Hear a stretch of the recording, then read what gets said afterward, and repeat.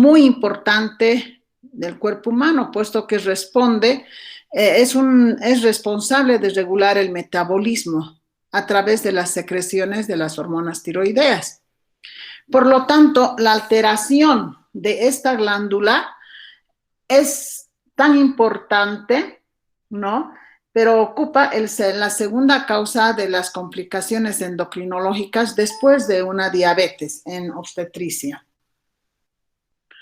La hiperplasia glandular, o sea, se producen cambios. Ustedes saben que fisiológicamente durante el embarazo todos los órganos sufren modificaciones. Hablando de la glándula tiroidea, durante el embarazo se produce una hiperplasia glandular con un aumento de la vascularización.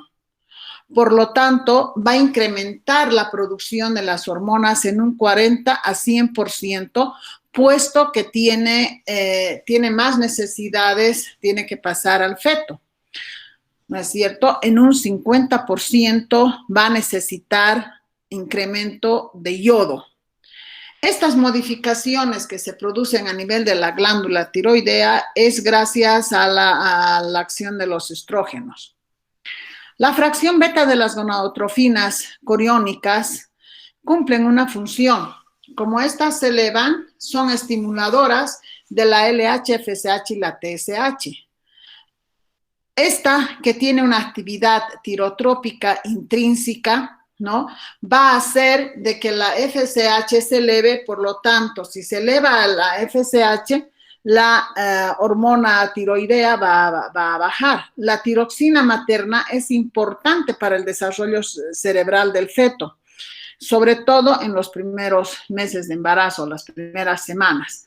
Sabemos que la glándula tiroidea fetal empieza a concentrar yodo y va a empezar a sintetizar su propia hormona a las 12 semanas. El feto va a alcanzar su control hipofisiario mediante la hormona estimuladora de la tiroxina a partir de las 20 semanas. O sea, hasta las 20 semanas la madre tiene que darle la tiroxina necesaria para su desarrollo del bebé. Por eso es que necesita más yodo. Por lo tanto, necesitamos en este tiempo controlar bastante bien las hormonas tiroideas, la FSH, la T4 libre, etcétera, según vayamos pasando el tema. La hormona estimuladora de la tiroxina materna va a contribuir además en un 30% de tiroxina en suero fetal a término. ¿Qué quiere decir? Que a pesar de que el feto ya está produciendo a partir de las 20 semanas sus propias hormonas, la madre va a seguir contribuyendo en un 30%. La hormona reguladora de la tiroxina no aumenta durante la gestación. Esta hormona va a atravesar la barrera placentaria y va a estimular a la hipófisis fetal. En cambio, la hormona tiroglobulina aumenta al inicio de la gestación hasta las 20 semanas y se mantiene 2 veces, ¿no? Y se va a mantener 2 veces mayores a las basales hasta el término del embarazo. La T4 libre, su pico máximo es a las 12 semanas. Solo pequeñas fracciones de esta pasan la barrera placentaria, ¿no? Luego se va a normalizar. Y la T3 se incrementa hasta las 18 semanas. Esta T3, solo pequeñas fracciones pasan la barrera placentaria. Como verán, la T4 libre, la T3, no, si pasan la barrera placentaria, la T3 es en muy poca cantidad. El yodo, ¿sí? Y los anticuerpos que nosotros vamos teniendo, estos anticuerpos de la tiroxina, ¿sí? Van a atraviesan la barrera placentaria. Si estos atraviesan la barrera placentaria, van a requerir mayor yodo durante el embarazo. Por ejemplo, en la lactancia, normalmente tenemos que pasar 150 a 200 microgramos en 24 horas. En el embarazo múltiple va a aumentar hasta 300 microgramos en 24 horas. Si ingresamos directamente al hipotiroidismo, decimos que es un trastorno endocrinológico que consiste en la disminución de la síntesis de las hormonas tiroideas. La concentración insuficiente a nivel celular va a afectar a todo el organismo. Ya les dije que es el responsable del metabolismo basal del organismo, por lo tanto, si esta va a disminuir en el feto produce alteraciones a nivel cerebral. Sabemos que va a cursar con un incremento de los niveles de la TSH. Al principio les dije que la gonadotrofina coriónica, estimula la secreción de la hormona estimuladora de la tiroxina. Y por lo tanto, si esta está elevada, sabemos que va a disminuir los niveles de T4 libre. La intercurrencia de esta enfermedad es poco frecuente. Sabemos que un hipotiroidismo y embarazo es de 0,2 a 1%. La alteración de la función hipotalámica hipófisis ovario al grado, si es que es muy severa, en la mujer va a producir infertilidad, por lo que es importante conocer los cambios funcionales tanto maternos fetales durante el embarazo. ¿Cómo se clasifica el hipotiroidismo? El hipotiroidismo clasificamos en hipotiroidismo primario, hipotiroidismo secundario, hipotiroidismo terciario. El primario es el más frecuente con un 95%. A la vez, esta se va a clasificar en hipotiroidismo primario, donde la TSH está aumentada. Si esta está aumentada, la T4 libre está baja. Ahora, no siempre va a estar presente el bocio. Hay hipotiroidismo primario con bocio, hipotiroidismo primario sin bocio. Y el hipotiroidismo subclínico, ¿no? Es cuando está elevada la TSH, pero la T4 libre puede estar normal. Ese es el subclínico. El hipotiroidismo secundario, la alteración no está a nivel de la glándula tiroidea, está a nivel de la hipófisis. Y el terciario, que es el 5%, es a nivel central. La TSH está baja, por lo tanto el T4 también va a estar libre, está bajo. El hipotiroidismo primario tiene una afectación primaria, o sea, ya hemos dicho que el problema está a nivel de la glándula tiroidea. Va a afectar del 1 al 3% de la población en general y representa el 95% de todos los casos de hipotiroidismo. O sea, es la más frecuente. La prevalencia es de 2% en mujeres adultas y de 0,1 a 0,2% en los varones. Ya les había indicado que la característica de esta es que la TSH está elevada y la T3 y la T4 libre están bajas. Estas, dijimos, pueden ser sin bocio, como ven en la imagen, o con bocio, ¿no? Importante.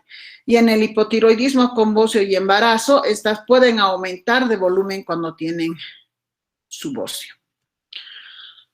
El hipotiroidismo secundario es la alteración, indicamos, hipofisiaria. Por lo tanto, va a provocar la disminución de la secreción de la TSH. Esta TSH es tan insuficiente que no puede estimular a la función normal de la glándula tiroidea, por lo tanto, todas las hormonas están disminuidas. El hipotiroidismo terciario, la alteración está a nivel del hipotálamo. La hormona reguladora de las hormonas tiroideas van a estar alteradas y va a provocar una disfunción a nivel de la glándula hipofisiaria, de la glándula tiroidea, y el defecto, ya les había indicado, está a nivel de la TRH. Ahora, si hablamos del hipotiroidismo leve subclínico, sabemos que es relativamente frecuente, dijimos de 2 al 3%. Durante el embarazo se acentúa la hipofunción glandular y la causa más común en nuestro medio es la deficiencia de yodo. Esta deficiencia de yodo nos va a llevar a una enfermedad tiroidea, o sea, ¿cuáles serían las causas de un hipotiroidismo leve? la deficiencia de yodo en nuestro medio, tenemos lugares endémicos de la deficiencia de yodo, la enfermedad tiroidea autoinmune de Hashimoto, también aquellas pacientes que están en tratamiento con enfermedad de Graves. La causa más común es iatrogénica, por tratamiento con yodo 131 o por una cirugía. La causa también frecuente del hipotiroidismo durante el embarazo es la tiroiditis crónica autoinmune en áreas con insuficiencia de yodo. La clínica del hipoide o del hipertiroidismo va a anteceder a la función tiroidea, ¿no es cierto? Las portadoras de anticuerpos antitiroideos o enfermedades autoinmunes, la diabetes tipo 1, la radioterapia previa sobre la cabeza y el cuello y el índice de masa corporal mayor a 40. Todos ellos son entonces factores de riesgo. Otros factores de riesgo son, ya les había indicado que el hipotiroidismo, cuando es severo, va a cursar con grados de infertilidad, ¿sí? Si logran embarazarse, tienen antecedentes de abortos o partos prematuros. ¿Qué quiere decir? Que si ustedes tienen una paciente que no puede embarazarse, que tiene antecedentes de aborto o de partos prematuros, tenemos que investigar si esta paciente es una hipotiroidea. Otro factor de riesgo es la edad materna. Las pacientes mayores de 36 años son de riesgo. La historia familiar, o sea, si la madre ha tenido antecedentes de una disfunción tiroidea, tenemos que investigarla también al entorno. Las gestantes con deficiencia de yodo en la dieta también es un factor de riesgo y quizás es el más importante. Las mujeres tratadas con amiodarona, con litio y la exposición a través de iodados radiológicos a las 6 semanas anteriores al embarazo. ¿Cuáles son los síntomas del hipotiroidismo? Ustedes saben que por el examen físico ya podríamos sospechar de una paciente que cursa con hipotiroidismo. Sabemos que esta nos ha de alterar, por ejemplo, el cabello es quebradizo, es seco, hay un poco de falta de memoria, dificultad para las concentraciones, hay pérdida y adelgazamiento del cabello, de las cejas. Es una paciente que está recansada, somnolienta, no le da ganas de hacer absolutamente nada, hay edema periorbitario, la lengua se empieza a hacer más grande, la piel se pone seca y puede aparecer el bocio. Como ya les dije, puede haber bocio y puede ser sin bocio también. Como a nivel cardíaco vamos a tener una bradicardia y una fatiga. La paciente es bastante depresiva, es irritable y presenta mialgias, calambres y parestesias, ¿no? Hay una intolerancia al frío, son pacientes que siempre van a sentir frío y las uñas son quebradizas, ¿no? Como dijimos que las hormonas tiroideas son importantes para el metabolismo está retardado, por lo tanto la paciente va a ser estreñida, también cursa con artritis y las menstruaciones también van a estar alteradas. ¿Cuál es la influencia del hipotiroidismo sobre el feto? Entonces, la paciente que está cursando con hipotiroidismo, ¿sí?, va a tener elevadas los anticuerpos, la antiperoxidasa, la antimicrosomales, las antitiroglobulina, estas van a estar alteradas, o sea, están aumentadas y estas pasan la barrera placentaria, por lo que la tiroides materna va a producir insuficiente hormona tiroidea, ¿no es cierto? Por lo que el hipotiroidismo es leve, va a empeorar en la mujer, en la embarazada, y aquellas pacientes que son hipotiroideas subclínicas se hace evidente, ¿no? Por este aumento de la antiperoxidasa, que son los anticuerpos. Ahora, la influencia del hipotiroidismo en el feto sobre el embarazo, ¿qué va a pasar? Cuanto más temprano la paciente presente su hipotiroidismo, los daños van a ser peores. se produce un hipotiroidismo neonatal y esta la consecuencia, dependiendo de cuánto es el grado, la falta de esta hormona en el feto, vamos a tener diferentes alteraciones, ¿no es cierto? Si va a ser leve, el niño puede tener un coeficiente intelectual bajo. Si es más alto, puede producir muerte del feto, un misedaborto, o llegar también al aborto mismo. ¿No es cierto? El misedaborto es cuando el feto se muere antes de la 20 semana y el aborto cuando se ha expulsado el feto. ¿Qué sucede en la segunda mitad del embarazo? En la segunda mitad del embarazo, si se desencadena un hipotiroidismo, la función de la tiroides fetal ya sabemos que está activa. Recuerden que se les dijo que a las 20 semanas ya el feto produce su propia hormona, ¿no? Si la paciente tiene un hipotiroidismo subclínico, se alivia en la madre la sintomatología o la respuesta del hipotiroidismo subclínico, por lo que el hipotiroidismo no va a empeorar en la madre y aún puede mejorar, ¿no? Ahora, el feto no va a poder, si la paciente es hipotiroidea y el niño está produciendo su propia hormona tiroidea, pero no va a ser suficiente lo que produce el feto, ¿sí? Puede llevarnos a un óbito fetal. Por lo tanto, cuando nosotros tenemos un óbito fetal, tenemos que investigar a ver si no es la causa un hipotiroidismo. La hiperplasia tiroidea fetal, el niño puede responder con la presencia de un bocio. El hipotiroidismo transitorio y en útero va a producir un daño cerebral permanente. O sea, cuanto más temprano se presente esta deficiencia de hormona tiroidea, los daños en el feto van a ser mayores, ¿no? Llegando inclusive a un retardo mental muy severo, además de sordera, el síndrome piramidal o extrapiramidal y también una restricción del crecimiento intrauterino, ¿no? Bueno, la restricción del crecimiento intrauterino quizás con el tiempo se solucione, pero el daño cerebral permanente no.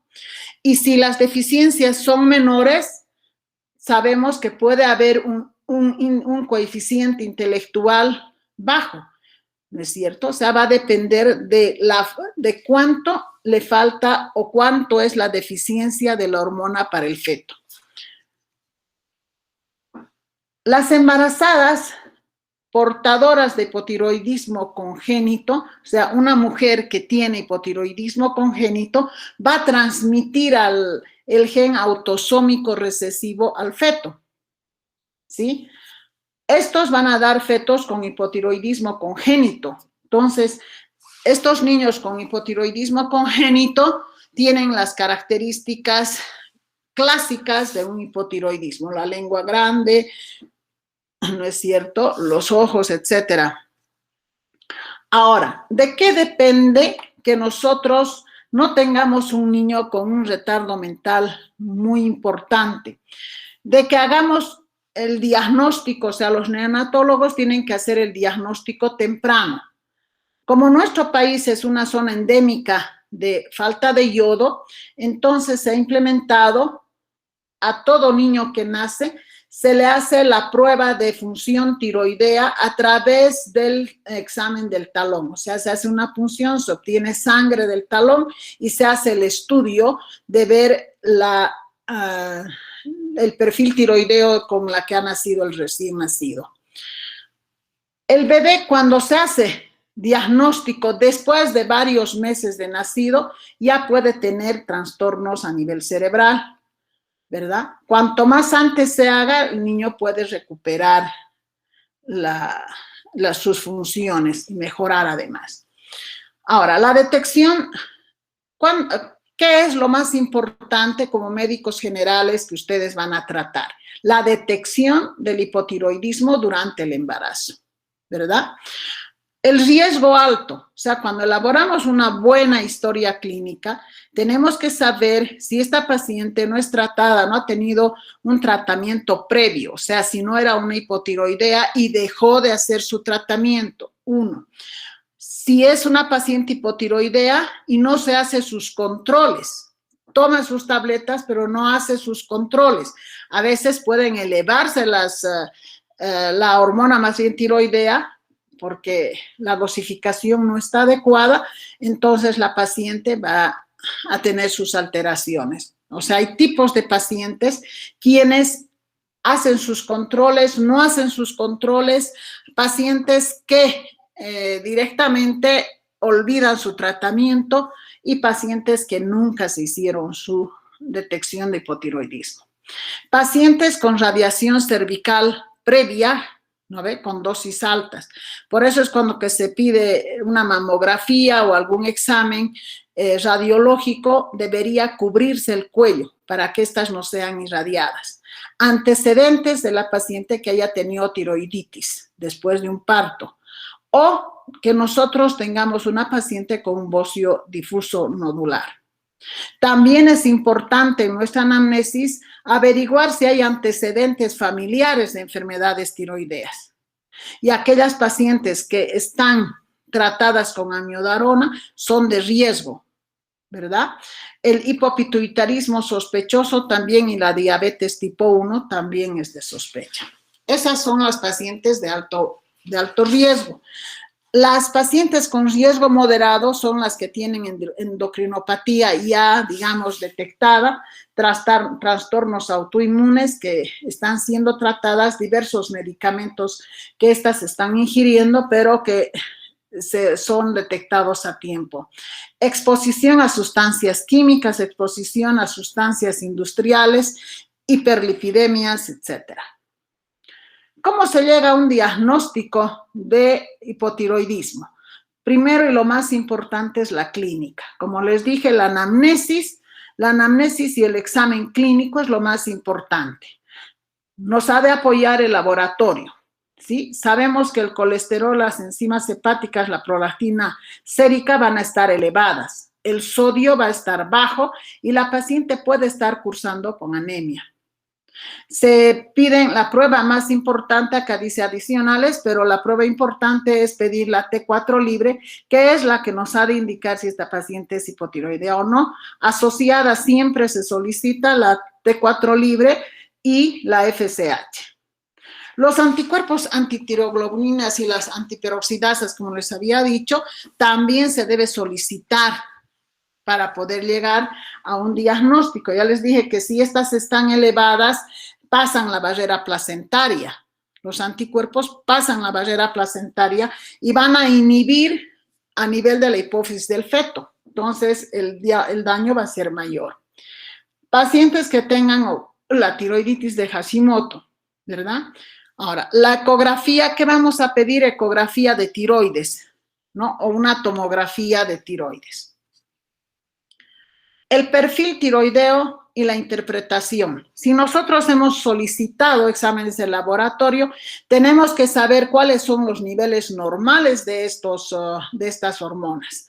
Acá tienen el cuadro, ¿no? La TSH, cuando está menor de 0.3, tenemos que saber. Lo ideal, lo deseable es que la TSH tiene que estar en 0.30 a 3 miliunidades internacionales por ml. La T4 libre vamos a tener entre 5.4 a 11.5 nanogramos. La T3 total de 0.8 a 2 nanogramos. Y la T4 libre, que es la que es nuestro parámetro para nosotros, es de 0.75 a 1.85 nanogramos. La T4 libre entre 2.3 y 4.4 picogramos, ¿no? Entonces, con estos laboratorios nosotros podemos decir si la paciente es o no hipotiroidea. Tenemos que saber los niveles de este perfil tiroideo, así sea médicos generales, para que nosotros o los médicos generales puedan referir en forma temprana a endocrinología y a ginecología. Estos son los valores normales, ¿no es cierto?, según el tiempo de embarazo que lleve. En el primer trimestre del embarazo, la TSH hemos dicho que se va a elevar un poco porque la hormona, la gonadotrofina coriónica, es estimulante, para la producción de la TSH, es tirotrópica, por lo tanto, va a estar elevada entre 0,1 hasta 2,5 miliunidades. Si se eleva de 2,5 miliunidades, ya tenemos que sospechar de un hipotiroidismo. La T4 total de 5 a 12 microgramos y la T4 libre, vamos a ver que es un valor pregestacional. O sea, los valores anteriores al embarazo, quiere decir, ¿no? Tenemos que tener en cuenta cuánto tenía la paciente antes de su embarazo. En el segundo trimestre, como ustedes están viendo, se eleva un poco más la T4 total. Y en el tercer trimestre se mantiene. Ahora, ¿cómo se maneja una paciente que nosotros vamos a hacer su control prenatal? Primero dijimos que vamos a elaborar una historia clínica con una anamnesis completa, pacientes que existen con antecedentes, pacientes que ya están diagnosticadas, etcétera. ¿Cómo vamos a hacer? Pacientes con un diagnóstico reciente. ¿Qué quiere decir? Que al examen físico sospechamos de que esta paciente tiene hipotiroidismo, ¿sí? Tenemos que iniciar la levotiroxina lo más temprano posible. Sabemos que cuanto más temprano iniciemos, menos serán los daños para el feto, ¿verdad? Entonces, la TSH, cuando está menor a 10 miliunidades, vamos a requerir 100 microgramos al día de levotiroxina. Si la TSH está mayor a 10 miliunidades, vamos a tener 2 microgramos kilo peso día, ¿sí? Ahora, diagnósticos previos. ¿Qué quiere decir? Que la paciente ya tenía o tiene el antecedente de hipotiroidismo o está siendo tratada con hipotiroidismo. Entonces, estas pacientes tenemos que aumentar la dosis de levotiroxina. ¿Por qué tenemos que aumentar la dosis de la levotiroxina? Porque hay mayor requerimiento para el feto y para la madre, ¿no es cierto? Por lo tanto, tenemos que aumentar la dosis. La TSH, si está menor a 10 miliunidades, entonces tenemos que dar por encima de 50 microgramos. Si está entre 10 a 20 miliunidades, vamos a tener que dar hasta 75 microgramos. Y si es mayor de 20 miliunidades, tenemos que duplicar la dosis y dar 100 microgramos. Entonces, ¿qué pasa después del parto? Después del parto, la dosis pregestacional va a estabilizarse y los valores que vamos a pedir más o menos a las 8 semanas. Cualquiera que sea el grado de hipofunción tiroidea, se va a administrar dosis sustitutivas completas de hormona tiroxina, o sea, de levotiroxina, equivalentes generalmente a 3 gramos de tiroides desecada, que es la levotiroxina. Aquí está la dosis, las anteriores ya les había dicho. La triiodotironina tiene un efecto rápido, o sea, ¿cómo se inicia el tratamiento? El tratamiento se va a iniciar biconjugado. La levotriiodotironina tiene un efecto rápido, pero fugaz, pero se tiene que iniciar porque la paciente recién se la ha detectado. Entonces, se da cada 8 horas a 12 horas, ¿no?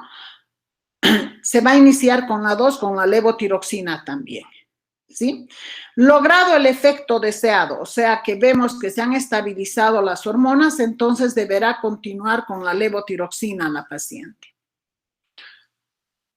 Cuando la paciente está siendo tratada con la levotiroxina, esta se debe tomar en ayunas. Son esos cuidados que debemos tener cuando la paciente está siendo tratada con hipotiroidismo. La levotiroxina en ayunas. No se debe tomar calcio, hierro y multivitaminas durante este tratamiento. La dieta tiene que ser equilibrada y el control de la TSH a las 4 a 6 semanas se tiene que realizar una vez iniciado el tratamiento y después de cada cambio de dosis, o sea, dependiendo de las dosificaciones que nosotros tengamos, tenemos que aumentar la dosis como les indiqué en el cuadro. El control va a ser mucho más frecuente. Si no se logra estabilizar, entonces tenemos que hacer más frecuentes los controles, de repente cada 4 semanas, o sea, cada mes el control. ¿Cuál es el efecto entonces que tiene sobre sobre el embarazo. Cuando son preconcepcionales, pacientes hipotiroideas que no han logrado un embarazo, entonces disminuye la fertilidad. Entonces, toda paciente que no puede embarazarse o que tiene abortos habituales, tenemos que investigar, dijimos, ¿no? Estamos haciendo un resumen de lo que ya les dije. Va a tener trastornos menstruales. ¿Por qué no puede embarazarse? Porque los ciclos son anovulatorios. Cuando la paciente se embaraza, puede cursar, hemos dicho, si es en el primer trimestre, la deficiencia es marcada, va a llegar a un aborto, a un misedaborto, ¿no es cierto? Y va a cursar con anemia.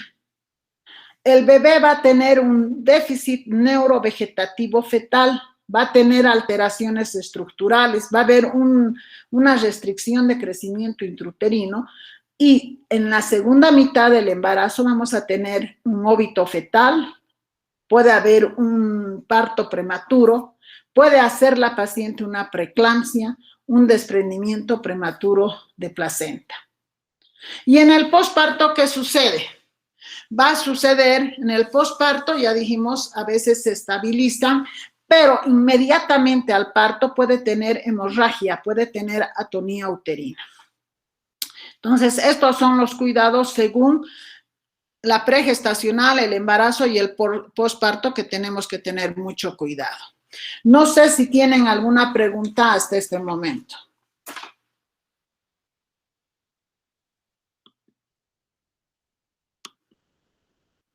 Hola, ¿me escucharon?